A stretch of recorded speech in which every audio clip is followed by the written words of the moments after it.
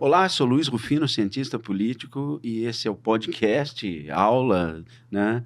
O poder, um problema. Nós estamos discutindo já essa quarta aula sobre o objeto da investigação da ciência política, sobre os métodos, né? Na última aula nós discutimos, na última apresentação, nós discutimos sobre o nascimento da ciência política, com Platão e Aristóteles, com a divisão do endoxa, né, da doxa e da episteme, sendo a doxa, de maneira muito singela, a opinião, e episteme a busca do esclarecimento, a ciência.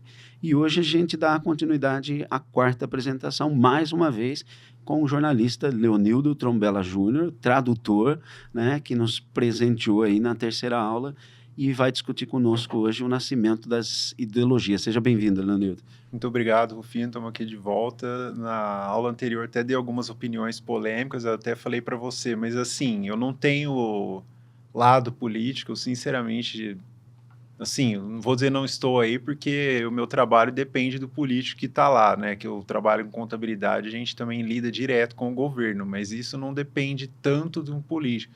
Mas o ponto é, a gente quando vai analisar cientificamente o que você estava falando, né? A gente não tem que ter lado nenhum, a gente tem que ver como que a coisa é a realidade das coisas e não tomar um lado político ou se você é a favor de um. Sinceramente, não me agrada nenhum político que está aí. A gente tem que aceitar quem está no poder e rezar por eles, né? Rezar pelo rei, né? Para que Sim. ele se ilumine de alguma forma. No livro da sabedoria fala que Deus julgará ele, os poderosos serão poderosamente atormentados, está no livro da sabedoria. Aos pequenos se dá misericórdia, mas aos grandes se julga com muito rigor. Os poderosos serão poderosamente atormentados. Então você tem que rezar por eles, porque o bem deles é o bem da nação. Santo Afonso de Ligório falava: o que você prefere?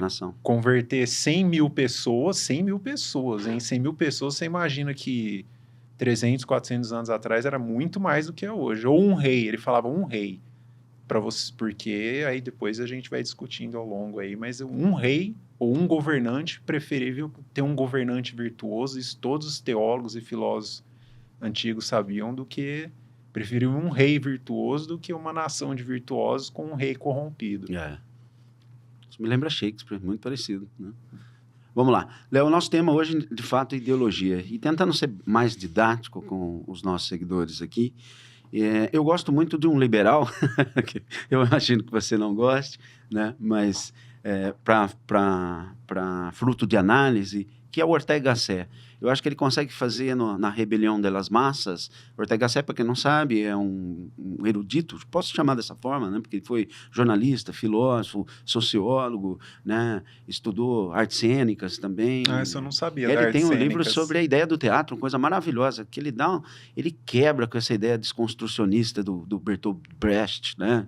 De que o palco não é o palco, a inversão. Isso dá pano para manga.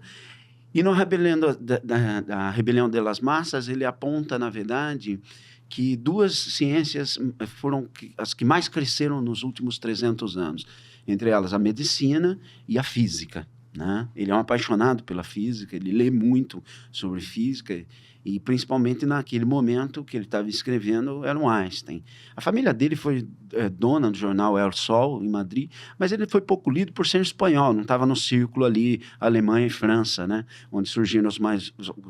Quando se fala, na verdade, do nascimento das massas, utiliza-se muito mais a escola de Frankfurt do que, de fato, o Ortega Gasset. Mas o Ortega Gasset, eu acho que ele é pioneiro nesse sentido, a não ser que você conheça outro e me corrija aqui. O Gustave Le Bon, mas ele não tratou com tanta perfeição. O Gustave Le Bon é começo do século XX, final XIX, que foi o próprio Daniel que me recomendou, mas eu acho que igual o Ortega, eu acho que não teve. O Ortega tem uma escrita, assim, primorosa, ele sabe escrever, cara, é uma delícia ler Ortega. O texto que eu li sobre ele, sobre caça, me passou eu gostar da arte da caça, assim. O que eu li, eu fiquei chocado, assim. É fabuloso. Como ele escreve de uma maneira, não sei se... Eu acho que tem em português uma coleção de ensaios que a Vide traduziu esse texto sobre caça. Eu li no espanhol. Nossa, que texto lindo. que ele fala que sobre o gerenciamento da atenção que você tem que ter na casca. Você fica lá, às vezes, 10 horas parado lá, concentrado, sem poder nem falar para você conseguir aquilo que você quer. Ele constrói um texto em cima disso. E, infelizmente, ele foi cancelado no Brasil, né, por ser considerado um autor de direita. Você vê a mentalidade do brasileiro é muito burra, desculpa. Contra. Desculpa o escambau, né? Eu vou ser honesto aqui. Ele, sem saber da história do Ortega Gasset, que ele se elegeu deputado na Espanha por um partido de esquerda, né? Eu dei numa certa instituição universitária uma palestra sobre a rebelião das massas e eu vi os aluninhos de história assim torcendo o nariz por aquilo que eu estava achando que ele era de direita. Achando, lá vem esse cara com cara de direita. Porque às vezes quem traduziu ele foi a Vide, né? Movida pelo próprio Olavo de Carvalho, né? Porque é uma editora que traduz mais. Mas tinha uma primeira edição mais antiga, que é das capas vermelhas. Aquela que você, quando fiz... Difícil leitura na minha idade. Agora, letrinha pequenininha. A gente até esqueceu de comentar, você que foi meu orientador, foi um dos centros lá do meu TCC, foi o Ortega Gasset, né? Foi o Ortega Gasset. Foi justamente com o Leonilton. Não, mas foi muito bom. Eu gosto dele, assim. Ele acho que ele, em alguns textos, ele é bem interessante, assim. Então, para passar uma ideia muito simples para as pessoas entenderem, o Ortega Gasset, ele explica, na verdade, que com o avanço da medicina, principalmente, e da física, você teve uma melhora na qualidade de vida, do ponto de vista da física e da medicina, né? Hoje em dia você tem remédio para tudo que você possa imaginar. E isso trouxe um aumento na quantidade de pessoas. Só que esse aumento na quantidade de pessoas trouxe também uma mudança na qualidade de pessoas, né? Isso é fundamental. E essa qualidade de pessoas, como não tem uma filosofia única, como não tem, por exemplo, uma religião que consiga ser o critério de todas as ações do indivíduo, ele passa a formar a sua opinião a partir dos meios de comunicação, os meios de massa. O Ortega não conheceu as redes sociais, o Ortega conheceu o rádio e o jornal. Eu acho que o Ortega morreu antes, não me lembro. Da televisão, acho que foi antes do advento da televisão, né? Você imagina se ele tivesse visto isso. E ele dizia, na verdade, que esse homem moderno, né, esse homem massa, como ele definia, passava a ter uma característica psicológica muito precisa, você conseguiria descrevê-lo psicologicamente. Esse cidadão se julga, primeiramente, intelectualmente acabado, né? Senhorito satisfeito, senhorzinho satisfeito, né? Ele usa um conceito, inclusive, platônico, né?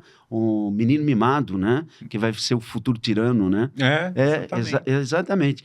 E, então, ele é eticamente acabado, ele é intelectualmente acabado, ele não precisa aprender absolutamente nada, ele já sabe tudo, né? Ele não consegue fazer, na verdade, uma autocrítica, né? Burros são os outros, ele sabe de tudo, então ele opina sobre qualquer coisa. E a segunda característica psicológica dele, ele é eticamente acabado, corruptos são os outros, ele não é corrupto, o político dele não é corrupto, o partido que ele gosta não é corrupto. É, né? Aquilo que eu falei do Telegram, né? Dos senhores do Telegram lá, que acham que o político deles é o único infalível, ou nas redes sociais, cada um defende o seu político lá, e o meu político é bom, o seu é ruim. E eu defendo a leitura do Ortega, inclusive, para poder refletir sobre isso, né? E a terceira é a pior de todas, né? Que é a emissão da opinião dele. Ele emite sua opinião sem reserva, sem trâmite, sem, como diria o Nelson Rodrigues, né? Sem raspar a parede da sua ignorância. E ele fala de tudo que ele não sabe, né? Então, por exemplo, você tem hoje esse senhorzinho satisfeito, ele fala de medicina, ele fala de ciência, ele fala de religião, né? Ele fala como se soubesse de tudo, mas no fundo ele não sabe absolutamente nada. E esse tipo de sociedade gerou um intelectual que é, na verdade, um especialista, é um sábio ignorante. Ou seja, ele passa lá 9 anos no ensino fundamental, 3 anos no ensino médio, aí ele mergulha numa especialização, ele tem uma ciência positiva, no nosso caso brasileiro, né? Aprendendo somente isso, ele mergulha numa especialização, depois ele vai para a pós, se especializando, se especializa cada vez mais, mas ele não consegue fazer o mapa da sua ignorância total.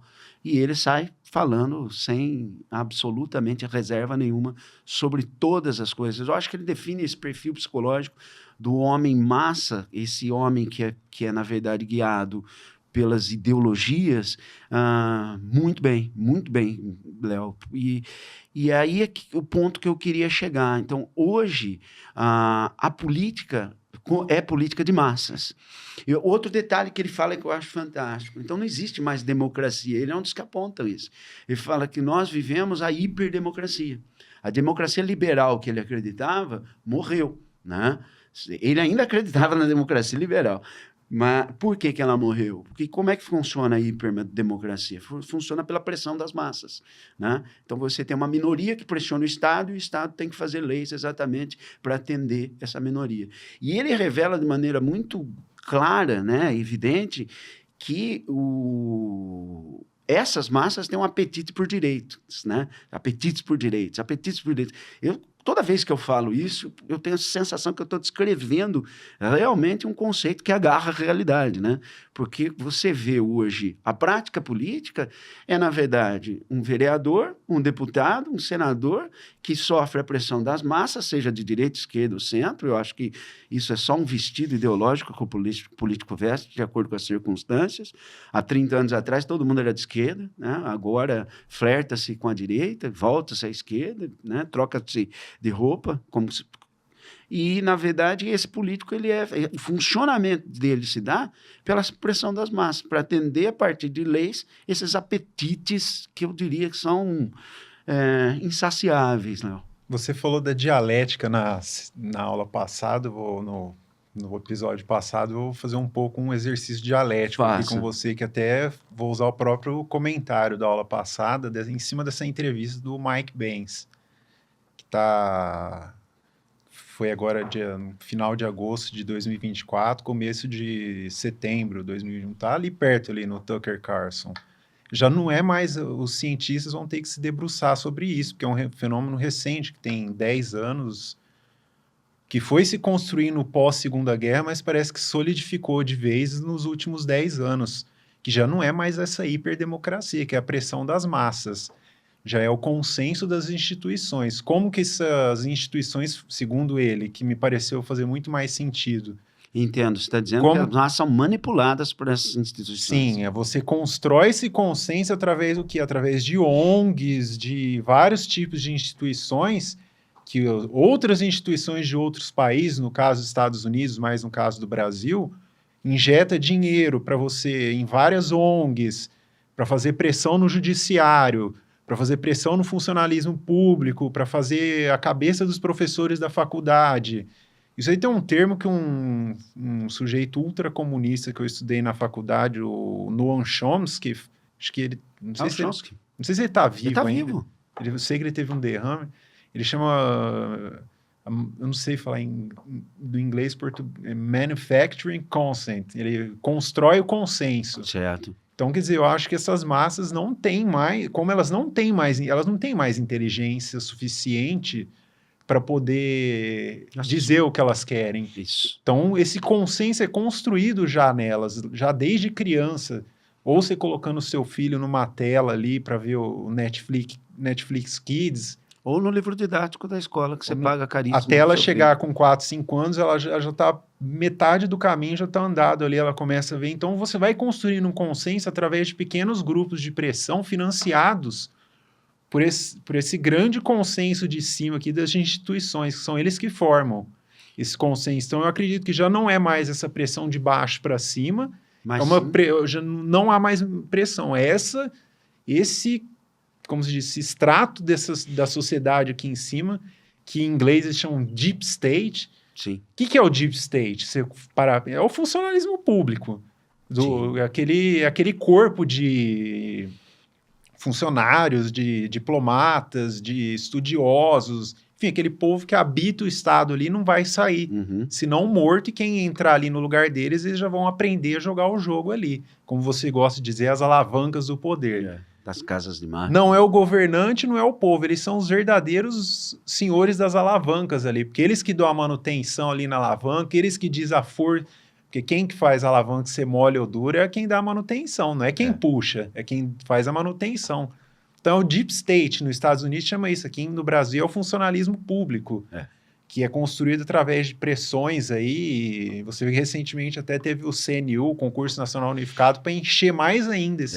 Foi o Enem dos concursos para encher. Enem dos concursos, isso mesmo. Para encher mais ainda. Então, está crescendo cada vez mais nos países que entram nesse outro espectro democrático aqui mais aberto. Vamos dizer que o Brasil está mais para o lado da Coreia do Norte. Não tanto, mas ele está... Se você colocar aqui... Suíça, Coreia do Norte, que nem eu fiz, o Brasil estaria mais aqui, do meio para cá, assim. Então, eles estão construindo esse consenso aí, falando, vocês vão ter que pensar isso. Como que o dito lá, Olavo de Carvalho, ele prevê o que vai falar daqui 10, 15 anos? Porque ele viu o que esses grupos estavam dizendo. Exatamente. Hoje, você vê as pessoas fazendo o quê? Ressuscitando tweet, post de Facebook dele, falando o que vai acontecer. Ele falava, eu não sou profeta, eu li o que eles estavam falando. Ele não pensou nesse consenso de instituições, mas ele ficava lendo o paper desses malucos aí o dia inteiro. Eu concordo com você dessa inversão, não é mais pela pressão das massas. É uma coisa que aí vocês, cientistas políticos, vão ter que se debruçar e estudar. O próprio Gramsci, de certa forma, previa isso, né? Essa mudança da mentalidade, né? A criação do intelectual orgânico, aquele que toma uma posição política sem saber que está tomando uma posição política, sem filiação partidária, porque ele já é contrado pelos intelectuais profissionais. A superestrutura que colocava para ele, né? Ele é, na verdade, já induzido por esses intelectuais profissionais, né? Que nesse caso são os que mexem as alavancas.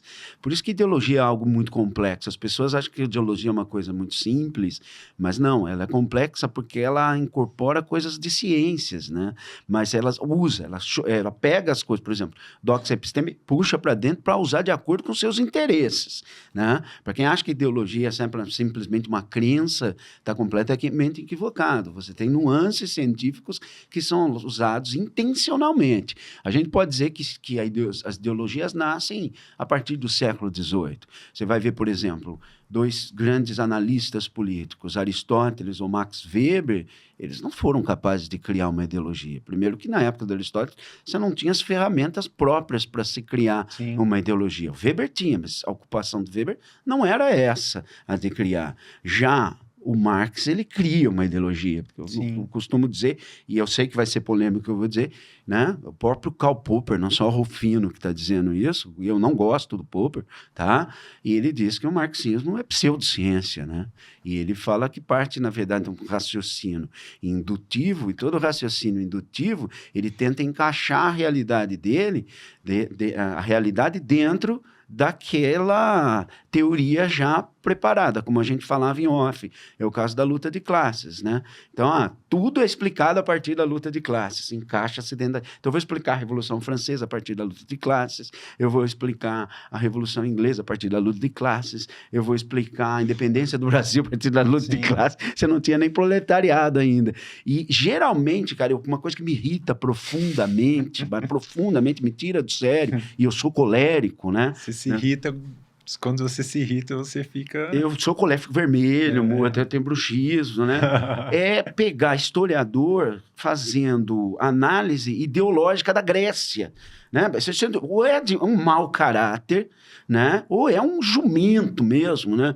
Porque você não tem essas condições. Primeiro, você tem uma sociedade massa, você não tem quantidade. Você tem que ter meios de comunicação para isso. Você tem que ter uma habilidade histriônica que o Marx tinha, né? De convencimento das pessoas, né? Porque as pessoas vêm a aderir a essa ideologia a ponto de substituir uma religião. É a substituição de uma religião, né? Mas ninguém mais percebe. As pessoas aceitam isso de maneira natural. Esses dias eu estava assistindo a televisão, vi um historiador explicando a Grécia e o feminino e o masculino por um conceito, por um trabalho ideológico, ideologia que mandava naquela época. Eu falei, meu Deus, mas essa senhora, em que mundo que ela vive, né? Para poder fazer uma afirmação dessa, né? Assim, e todo mundo assim, é verdade, essa senhora está certa. Então isso me deixa perplexo, Léo, como é que a gente sai ou não sai mais? Eu acho que você é pessimista nesse sentido. Não sou. Quer dizer, eu sou e não sou, né? A gente tem que ter, como católico, a gente tem um otimismo moderado, né? A gente sabe, eu não acho que essa situação vai ser revertida, não, eu não acho que a gente vai voltar para a sociedade natural. Isso aí a gente já está num caminho sem volta e tal, mas eu acredito que cabe a cada um agora buscar fugir disso, assim. Como? Aí seria outra história que não entraria aqui, né? Mas, spoiler, a graça de Deus. Mas a questão é a seguinte, essas pessoas não conseguem ver isso porque elas não vivem mais aquela sociedade natural. Como que eu falei até do consenso aqui das instituições, como que isso já estava lá atrás nos teóricos antigos? Você vê ali Hobbes, que criou o Mortal God, o Deus mortal na pessoa. Que é o consenso das instituições? É o Deus mortal de Hobbes. Uhum. É o Deus mortal, é o Estado, aquele que supera todos. É o Leviatã, que é o Mortal God, que ele falava. Que ele supera todos. Ser artificial. Que ele é uma pessoa moral, que o povo todo junto forma uma pessoa moral e supera os conflitos e manda em todo mundo. A paz, né? A Pax Perpétua de Kant, né? Então, você vê que... É uma imagem assustadora essa do Leviatã, né? Porque é um ser artificial composto pelos corpos de todos os súditos, né? Ele é um absolutista dos súditos, né? Sim. É uma coisa meio assustadora que já estava em germen ali, né? Nesses antigos que acabou chegando no que a gente está hoje, né?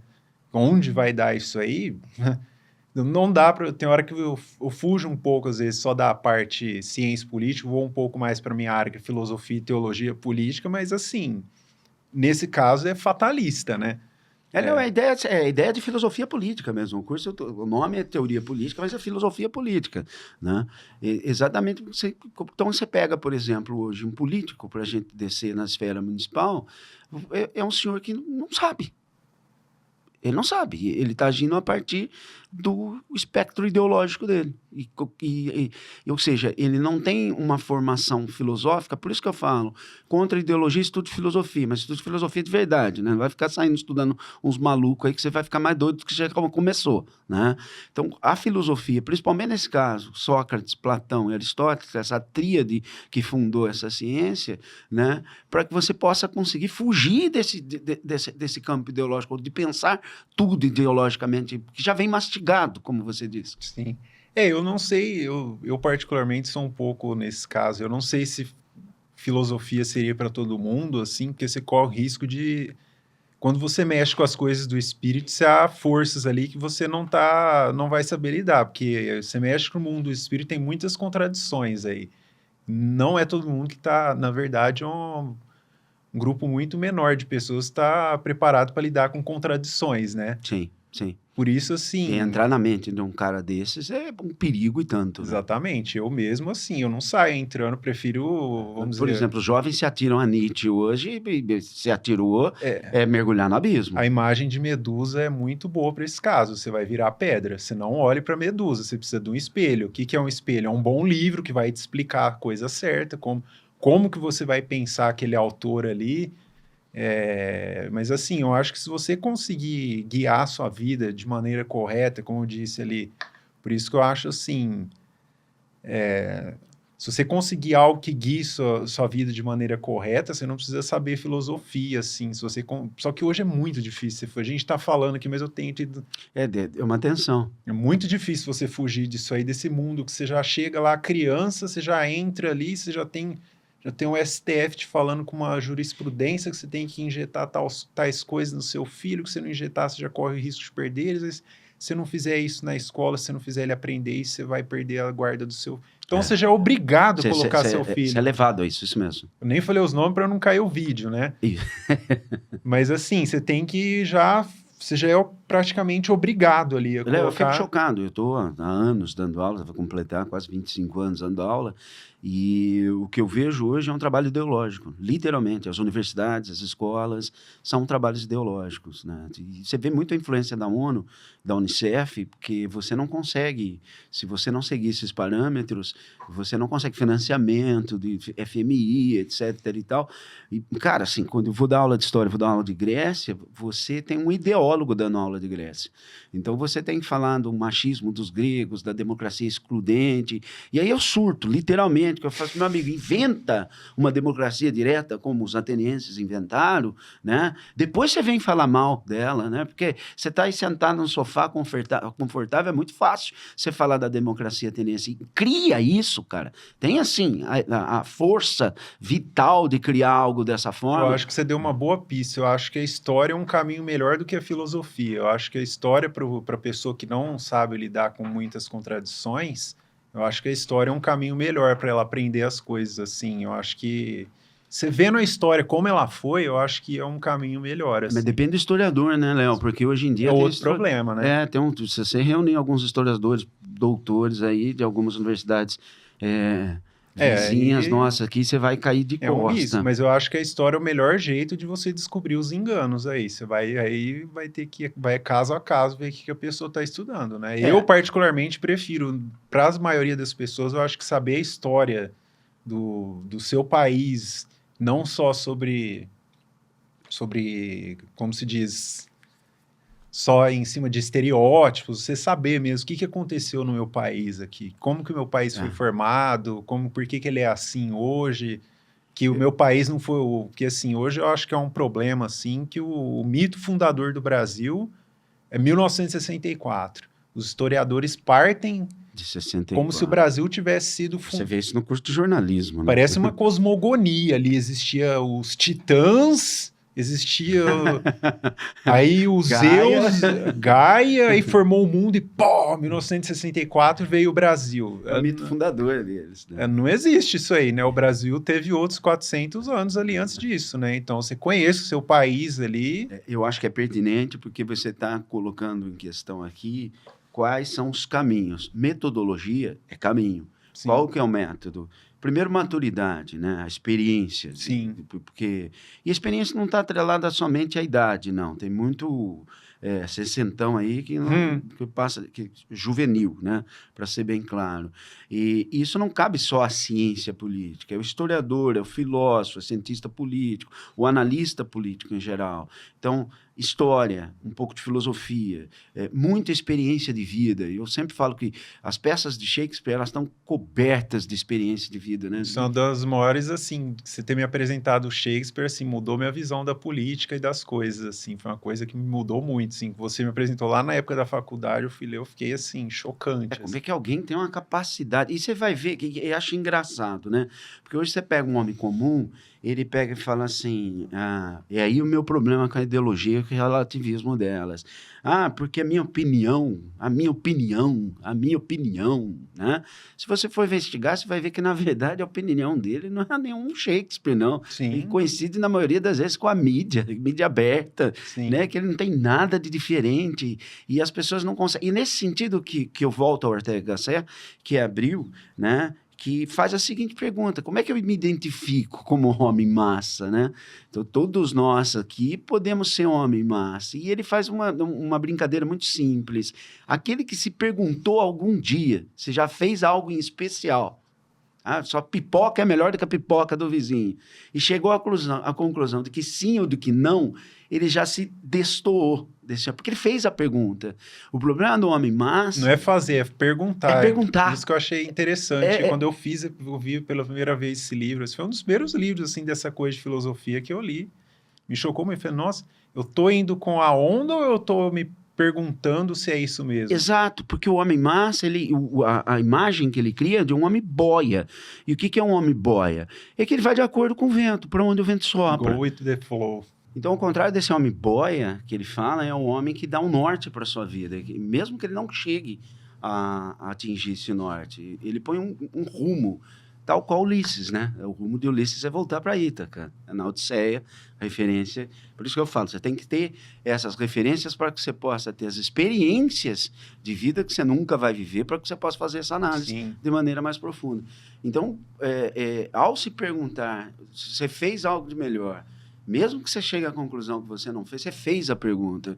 O problema do homem que é conduzido pelas ideologias, que eu chamo de homem massa, e Ortega Gasset chama de homem boia, é exatamente que ele vai para onde a banda toca. Então, assim, a música que ele ouve é a música determinada pela indústria fonográfica, os livros que ele lê são os livros determinados exatamente por essa teia que já diz o que você deve ler, o que você deve pensar. Então, assim... Construção do consenso. Construção do consenso. Ele é um autômato, né? Ele é um títere, na verdade.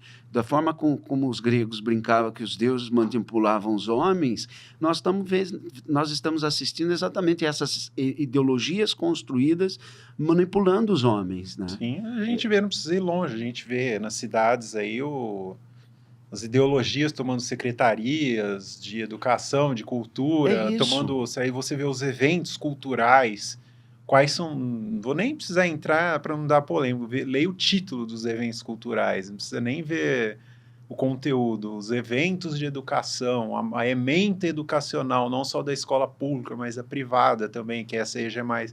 Sei que da aula é mais nacional, eu acredito, não seja? Não, os parâmetros são iguais. Então, mas é nacional, então, né? O currículo é nacional, então, federal. Você vê que esse bem nacional, mas a cultura local... Não é considerado nenhum tipo de vicissitude, de diferença regional, absolutamente nada. É o consenso das instituições. É o consenso das instituições. Já é construído. Então, por isso eu falo, às vezes eu critico os livros didáticos dos meus alunos, falam, mas tem um outro. Eu falo, não tem. Não tem saída, cara. Você está entendendo? Porque tudo leva exatamente a esse homem boia, esse homem massa, essa ideologização. E a mentalidade das discussões, ela se limita exatamente a isso. E vou te dizer, Léo, uma das coisas que mais me preocupa é que é confortável para o homem viver dessa forma.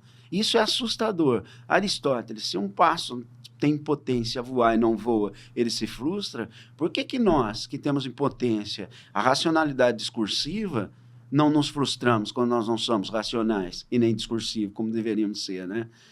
O homem tem muitas potências, né? Inclusive conhecer a Deus, né? Isso é uma outra potência que é a principal dele, pela qual ele foi criado e não aproveita, né? Então, isso é um desenvolvimento muito interessante, não desse assunto específico, mas assim, quando você faz aquilo pelo que você é criado, você é chamado normal. Aí existe uma filosofia inteira desenvolvida em cima disso. Quem desenvolve ela é o Gustavo Corsão, naquele livro dele que chama que em 2 tomos lá da Cidade de Deus. Não é, ele usa o mesmo nome do Santo Agostinho, né? Mas Civita Dei. ele usa o mesmo nome lá que ele faz em 2 tomos. Um dos capítulos ele desenvolve o que é normalidade, né? São essas perguntas que Platão e Aristóteles fizeram para descobrir, até chegar. Por isso que a política é o ponto de chegada, e a política eles chamam de ciência arquitetônica. De todas as outras. Né? Exatamente. Ela não é acima da teologia, das outras, mas ela é arquitetônica, porque ela, de certa forma, ela está ali no... Eu diria de maneira muito simples, o Sócrates, é ela que cuida da vida do Exatamente. Do comerciante, ela que cuida da vida do navegador, ela que cuida da vida do professor, ela que cuida de... E quando eu falo política, que é naquele sentido que eu falei no capítulo anterior, do prudência, o reto agir da razão. E, assim, nesse sentido, como que eu vou dizer? Mas como é que o homem chega a essa virtude se ele nem é mais te ensinado isso? Você não é ensinado ao raciocínio. Sim, porque o homem tem um intelecto e para ele conseguir chegar nisso aí, ele precisa que esse intelecto seja nutrido, senão ele não vai conseguir. Mas os coitados dos pais, eles acham que as escolas estão ensinando o homem a raciocinar. Na verdade, estão vomitando ciência positivista e ideologia. E, aliás, o positivismo é ideologia também, né? Inclusive permeando a ciência. Né? Exatamente. Você vê assim que as pessoas, muitos falam em bem comum, mas assim, o que é bem? Você fala, as pessoas... Não sabem. Bem aquilo que todos querem, mas assim, hoje as pessoas estão querendo coisas tão absurdas, então o bem é querer o absurdo? Não, aí você vai estudando, vê, o bem é aquilo que todos querem na medida em que desejam sua perfeição, aí que você entra na noção, o bem está ligado à perfeição da coisa.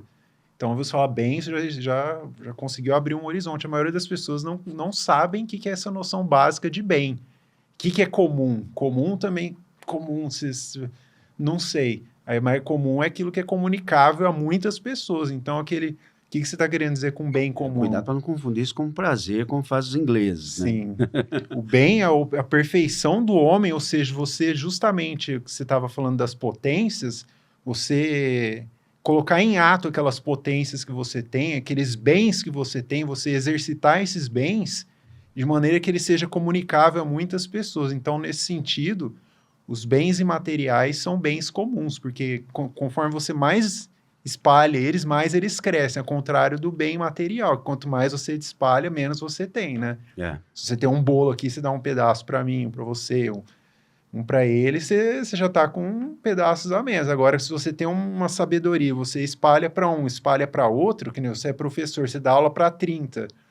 Vamos dizer, mundo perfeito, 30 escolheu. Agora você tem 30 pessoas que sabem o que você sabia. Você não dividiu. Isso que é o bem comum da sociedade, né? Está em comum entre todos. Então você tem que, justamente o bem comum da sociedade passa em justamente chegar naquele ser que seja mais perfeito de todos e comunique esse bem a todos, né? Isso é fiz uma digressão na questão da ideologia. Mas é necessário, porque senão... Porque se as pessoas não souberem o que é essa noção de bem comum, elas sempre vão ser refém dessa ideologia, que é o quê? Ideologia, fala aquele que você gosta, o Raymond Aron lá.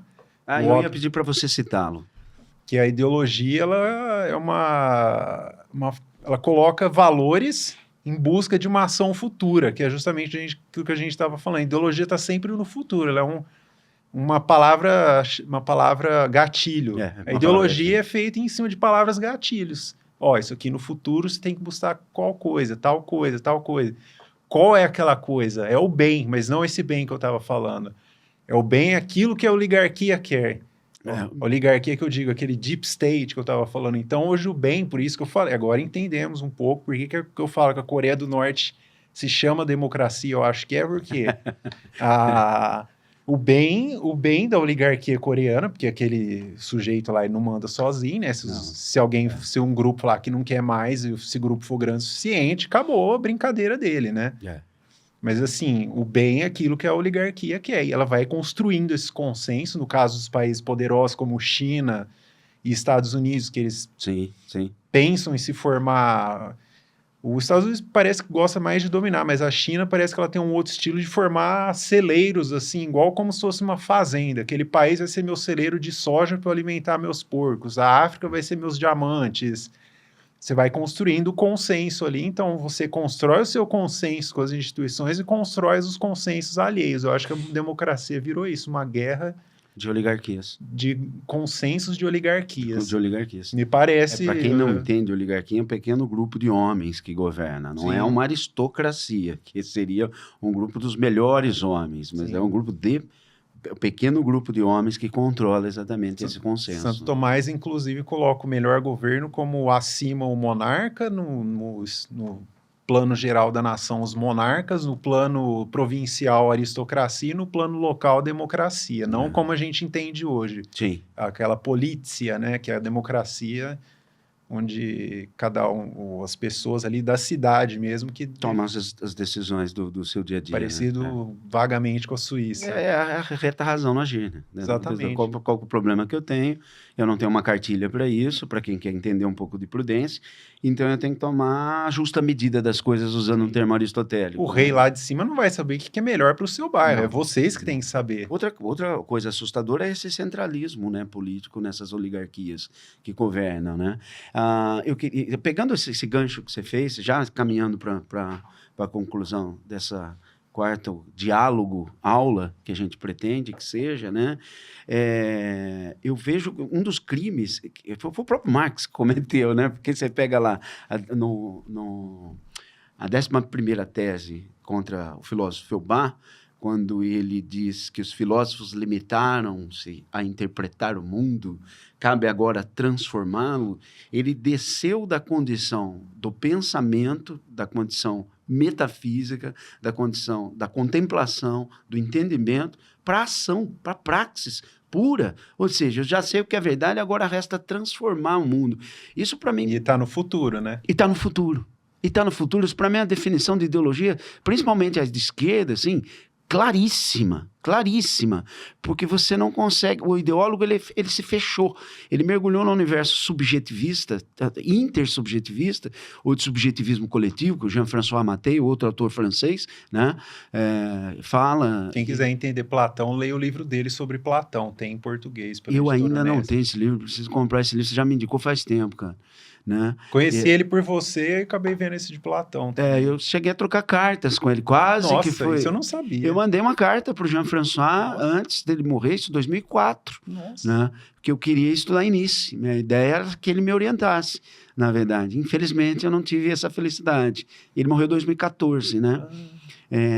Ensaio sobre o imundo moderno. Né? Muito bom esse livro. Muito bom esse livro. E ele fala exatamente da barbárie na política, e eu acho que é assim que eu encerro esse quarto diálogo, vamos chamar dessa forma, né? Porque ele mostra que a política caminhou no mundo moderno para a barbárie, literalmente para a barbárie. Por quê? Porque ela é simplesmente subjetivismo coletivo. Para explicar, eu já expliquei isso na primeira aula. Subjetividade são suas escolhas. Todos nós temos nossas subjetividades. Eu torço para o Corinthians, o Léo nem sei para quem torce, né? Ou para ninguém. Né, Léo? Ultimamente, por causa desse negócio de aposta, mas ninguém. Subjetivismo é quando eu acho que o meu time é o melhor do mundo, entendeu? Então, a política, ela mergulhou nesse subjetivismo coletivo. E isso não passa de barbárie. E esse subjetivismo coletivo, isso é agravante, né? Por quê? Porque você trata, na verdade, o seu adversário como algo abstrato. Ele não é mais um ser de carne e osso, não é mais um ser substancial na concepção aristotélica. Então, eu crio, do ponto de vista da esquerda, o inimigo de classe. Então, se eu sou proletariado e o outro é o burguês, o outro não existe. O passo para a eliminação dele é facinho. Se eu crio o inimigo de raça e o outro não pertence à minha raça, eu vejo do outro lado um ser abstrato, que não tem a dignidade humana. Né? Então, o passo para a eliminação dele é facinho. Então, se a gente está imaginando que a gente não pode viver algumas barbáries futuramente, bem próximas, eu acho que os analistas estão bem enganados. E por que eu elimino o meu inimigo, né, ideologicamente? Porque ele está indo contra o meu futuro. O meu futuro é esse. O meu futuro está sempre... Quando a gente chegar lá, não vai chegar no futuro. É tudo uma mentira. É a cenoura no burro lá, que você amarra em cima do burro lá. Vai continuar correndo. A ideologia é a cenoura na frente do burro lá. Você nunca vai chegar lá e você sempre vai estar matando mais gente, vai estar reformando. Você vê a história da União Soviética, o que é? Stalin tomou o poder, tem até uma foto que ele tá com o pessoal lá que foram editando. Cada época saiu da foto que eles tinham que cortar, porque ele não era mais, ele não estava mais com o futuro. Aí você vê a vida de Stalin, o que é? Ele é o revolucionário acabado, Stalin, né? Que ele justamente nessa visão de União Soviética perfeita e futura, a oligarquia falou, peraí, você não tá aqui, então você vai morrer. O Robespierre fez isso também, né? O Louis David. E nessa palhaçada aí foram 50 milhões de pessoas que não estavam de acordo com o futuro, né? Porque não pertenciam à ideologia. Exatamente. Chocante. Então, barbárie pura. É essa reflexão que eu concluo aqui, o nosso quarto episódio, tem mais, tá? Aguardem, né? Sobre a reflexão do poder, um problema. Léo, te agradeço profundamente. Se você quiser deixar algum recado, te espero ver mais vezes aqui. Agradeço. E o último recado, que eu não acredito em ideologias. Eles só querem seu dinheiro e sua vida. Sua mente também. É isso, gente. Um abraço e a gente se vê mais uma vez.